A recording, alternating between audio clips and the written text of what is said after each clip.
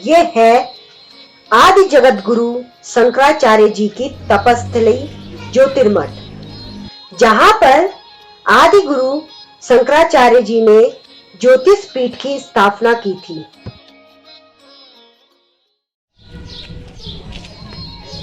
आठवीं सदी में आदि जगत गुरु शंकराचार्य जी यहां पर आए थे। जिस वृक्ष के नीचे उन्होंने तप किया और दिव्य ज्योति प्राप्त की, उसे कल्प वृक्ष कहा जाता है। यहाँ पर ज्योतेश्वर महादेव का एक पौराणिक मंदिर भी है और उसी वृक्ष के नीचे एक गुफा है, जहां पर आदि गुरु शंकराचार्य जी रहे थे। उसे आज शंकराचार्य गुफा के नाम से जाना जाता है।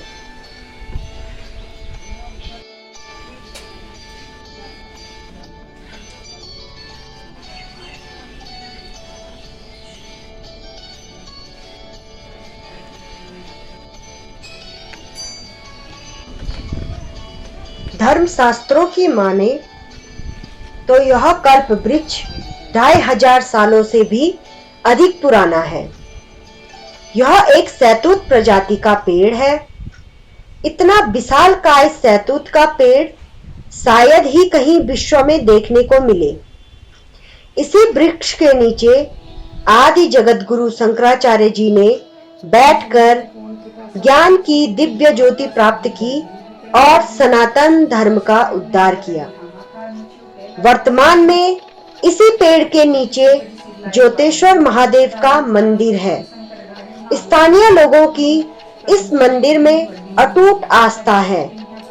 सावन के महीने में इस शिवालय में भक्तों की भीड़ लगी रहती है।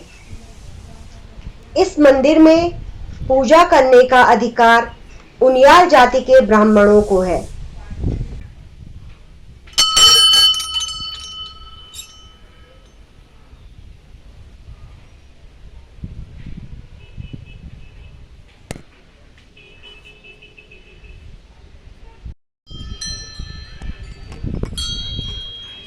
नमः शिवाय, जय बद्री विशाल। ये आदि शंकराचार्य जी की तपस्थली है। कहा जाता है कि यहीं पे आदि शंकराचार्य जी ने 5 साल तपस्या किया तो उनको ज्योति का दर्शन हुआ। ज्योति के दर्शन से इस जगह का नाम ज्योतिर्मठ और भगवान का नाम ज्योतेश्वर महादेव रखा गया। समय बदलते बदलते गए तो उसका अभ्रंश ज्योतिर्मठ हट के जोशी मठ हो गया। यहीं पे आदि शंकराचार्य जी को आकाशवाणी हुआ कि बद्री का मूर्ति नारद कुंड में अव्यवस्थित पड़ी है, तो वो बद्रीधाम गए, भगवान की मूर्ति को उठाया और उसकी स्थापना, धर्म प्रचार, यात्रा प्रचार प्रचलित किया और भगवान को ये भी वचन दिया कि जो भी पुजारी आएगा वो मेरे वंशज, मेरे खानदान केरल कालड़ी से आएगा। तो आज भी भगवान के जो मुख्य अर्चक हैं रावल जी, वो केरल कालड़ी से आते हैं, नंबोदरीपाद होते हैं। और जब भगवान बद्री विशाल के कपाट बंद हो जाते हैं तो उनका जो उत्सव विग्रह है और आदि शंकराचार्य जी की गद्दी है नरसिंह मंदिर में आती है। उद्धव जी का, कुबेर जी का पांडुकेश्वर में आता है। और ये तपस्थली है आदि शंकराचार्य जी की। केदारनाथ में उनका समाधि स्थल है। केरल कालड़ी में जन्म स्थान है और उन्हीं के द्वारा 4 धाम, 4 मठ, 12 ज्योतिर्लिंग और सिद्ध पीठों की स्थापना हुई है। ये प्रथम मठ ज्योतिर्मठ है और भगवान बद्री विशाल बद्रिकाश्रम क्षेत्र भी इसी को कहा जाता है। ओम नमः शिवाय, जय बद्री विशाल। और जब आदि शंकराचार्य जी आए होंगे उस जमाने में तो आवासीय रेजिडेंस व्यवस्था नहीं हुआ करती थी, तो ऋषि मुनि लोग के गुफाओं में रहा करते थे और भोजन के लिए कंदमूल फल हो जाता था, क्योंकि भोजन और रहने का गुफा था। तो इसके नीचे उनकी गुफा है जहाँ वो रहते थे और ये तपस्थली है। ओम नमः शिवाय, जय बद्री विशाल।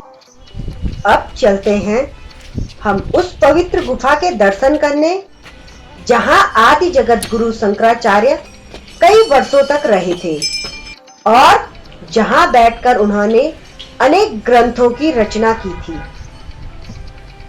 वर्तमान में इस गुफा को एक कमरे का रूप दिया गया है, पर अभी भी अंदर और बाहर से गुफा के ऊपरी सतह की चट्टान स्पष्ट नजर आती है।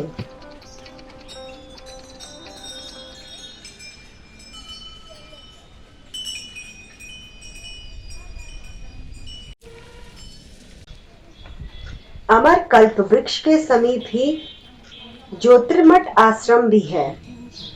विविध रंगों से सुसज्जित यह आश्रम बहुत ही सुंदर दिखता है।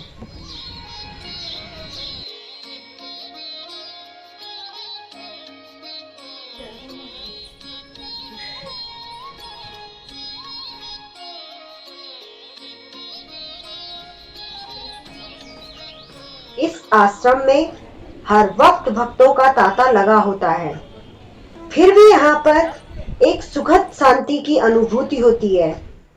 आश्रम के ऊपरी माले से जोशीमठ नगर एवं दूर बर्फ से ढकी चोटियां काफी सुंदर नजर आती हैं।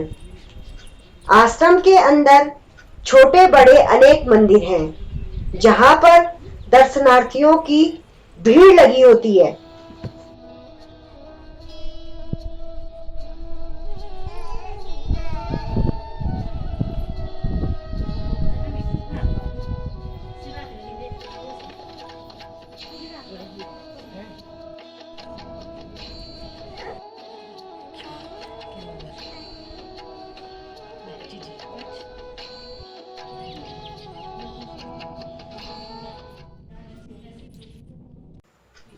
इस आश्रम के अंदर टोटकाचार्य जी की गुफा भी है।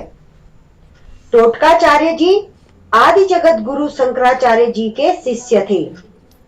टोटकाचार्य जी को ही उनके गुरु द्वारा ज्योतिष पीठ का प्रथम शंकराचार्य नियुक्त किया गया था। इस गुफा के अंदर एक अलौकिक शांति है। वह आध्यात्मिक शांति जिसकी तलाश में मनुष्य पहाड़ों में आता है, वह अलौकिक शांति इस गुफा में महसूस होती है। गुफा के अंदर बहुत सी स्थानीय महिलाएं ध्यान में लीन थी।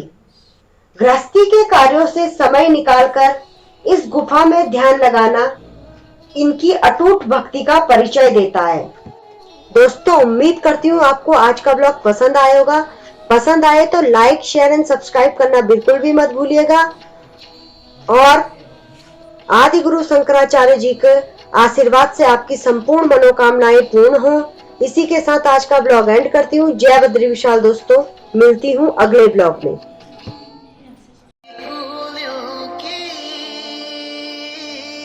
तुझको बुलाए रे मुसाफिर मेरे उतर